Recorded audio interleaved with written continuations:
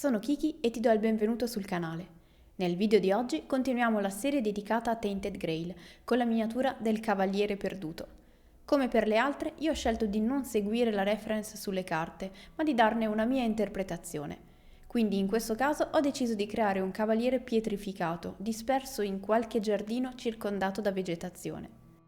Partiamo se possibile da base zenitale per avere meno difficoltà a stendere un colore chiaro come quello che usiamo per la base dell'intera miniatura.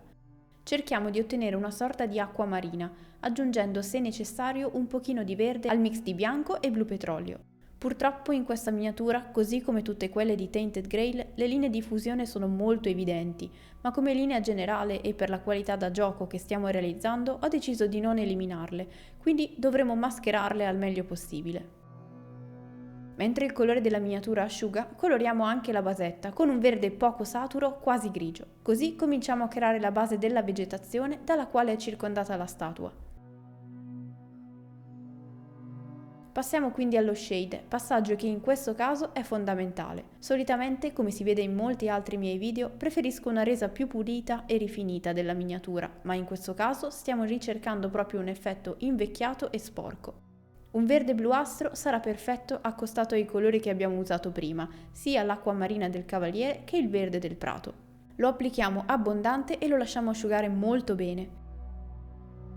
Ti consiglio di usare sempre un vecchio pennello per gli shade, perché asciugando potrebbe rimanere all'interno delle setole. Così come per il passaggio che facciamo adesso, ovvero il dry brush, meglio optare per un pennello da make-up arrotondato oppure uno specifico da dry brush con le setole dritte. Con un colore chiaro, avorio o simile, passiamo il pennello appena intinto nel colore e poi ben ripulito sulla carta assorbente su tutta la miniatura, anche in modo disordinato. Si creeranno righe e segni, oltre a mettersi in evidenza tutti i profili sporgenti, ed è proprio quello che stiamo cercando. Con un verde appena più grintoso di quello usato per la base, o lo stesso ma schiarito con giallo e bianco, cominciamo a distinguere i tralci che avvolgono il cavaliere, che finora non abbiamo ancora considerato. Sono proprio questi tralci che partono da terra e si avvinghiano intorno al cavaliere ad avermi dato l'ispirazione per creare questa interpretazione del personaggio. Ne approfittiamo per dare maggior vita anche al verde del terreno, ora che inevitabilmente si è scurito per via dello shade. Per rendere ancora più vissuta la nostra statua, insistendo soprattutto nei punti più nascosti o più esposti alle intemperie, aggiungiamo alcune pennellate di shade nero, ma in modo molto più controllato di prima. Lasciamo asciugare benissimo anche questo passaggio per far sì che non si mischi con il colore che useremo adesso. Schiariamo con del bianco il colore usato per la base, oppure come nel mio caso ne usiamo uno già pronto, per mettere in risalto alcuni dettagli, dandogli maggior colore e coprenza di quanto non abbiamo fatto con il dry brush. Andiamo a colorire in modo non preciso alcune zone specifiche, come alcuni profili o le parti lisce, cercando su queste ultime di creare quei segni verticali solitamente lasciati dall'acqua piovana. Tempo fa abbiamo visto in live come realizzare il bronzo in modo più approfondito e meno casuale dell'esempio di oggi. Vi lascio il mini video riassuntivo qui sotto in descrizione.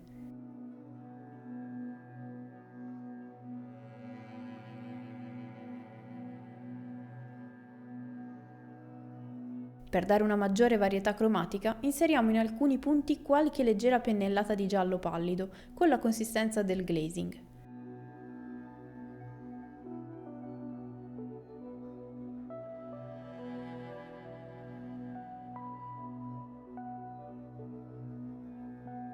Uniamo poi pochissimo verde che già abbiamo sulla wet palette per creare una tonalità appena diversa e usarla per schiarire i punti più sporgenti e voluminosi dei tralci di vegetazione. Mettendo in evidenza le zone rivolte verso l'alto, acquisiranno subito molto più volume. Con qualche piccola pennellata di bianco insistiamo nel creare una texture rovinata sulla scultura, come abbiamo fatto poco fa con l'azzurrino chiaro.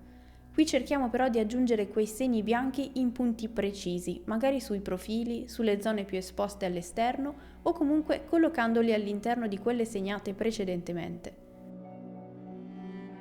Rifiniamo anche il contorno della basetta, passaggio che tranquillamente si può fare anche alla fine, ma che dà sempre una grande soddisfazione. Non resta altro che dare un po' più di volume e varietà alla parte superiore della basetta.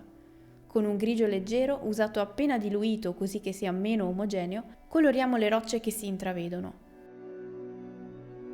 Con il verde usato per i tralci, ma anch'esso più diluito, spennelliamo la basetta così che si schiarisca in punti irregolari. Lasciamo scure le zone più vicine alle statue, così che appaiano come un'ombra, mentre invece schiariamo ulteriormente alcuni punti con il giallo che abbiamo già usato prima, così da creare un piccolo richiamo cromatico tra il sopra e il sotto della miniatura. E con questo si conclude anche il video dedicato al Cavaliere Perduto. Spero che questo semplice esempio di pittura vi sia stato utile come spunto per le vostre miniature. Se è stato così, fatemelo sapere con un commento che mi fa sempre molto piacere leggerli. Io vi do appuntamento al prossimo video e fino ad allora siate creativi!